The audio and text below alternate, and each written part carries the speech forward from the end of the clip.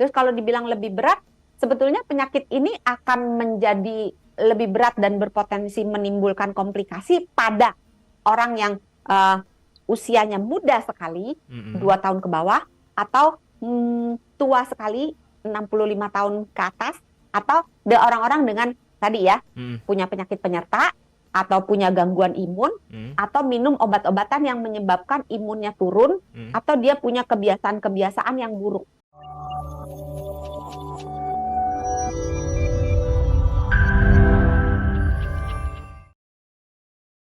Nah, kalau pneumonia ini kan identik sama anak-anak ya, Dok ya. Apakah si mycoplasma ini pada anak-anak risikonya lebih besar juga dan gejalanya juga bakalan lebih berat untuk ke anak-anak?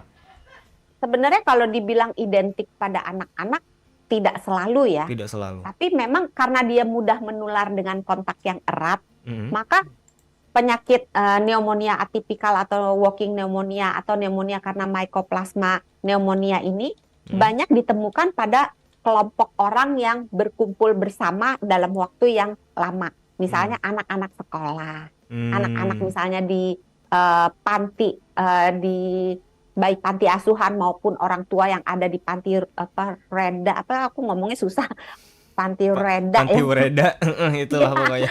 agak keriting lidahnya, maaf.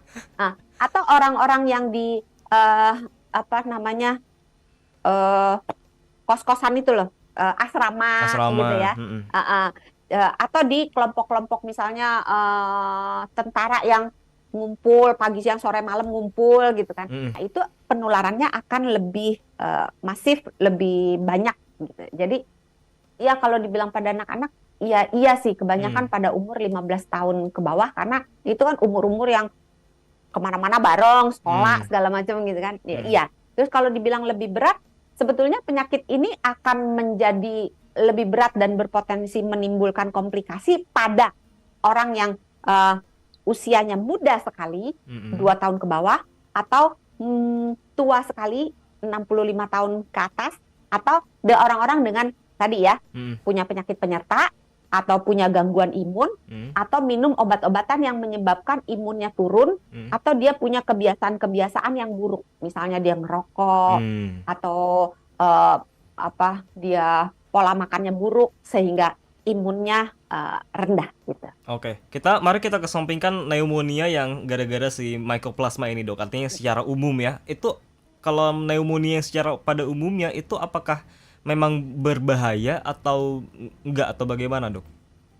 Pada umumnya sih tidak ya. Mm-mm. Sebagian besar pasien-pasien yang menderita pneumonia, Mm-mm. baik karena bakteri maupun karena virus maupun karena jamur, Mm-mm. biasanya bisa ditanggulangi. Bukan penyakit yang ngeri banget gitu. Oke. Masih ada obatnya lah. Masih ada obatnya dan Betul. gejalanya juga kalau dibandingin sama mycoplasma apakah berbeda jauh ataukah bagaimana? Kurang Kurang lebih lebih sama. sama. Cuma bedanya tadi, kalau Mm. demamnya itu ringan Mm. dan batuknya itu kering.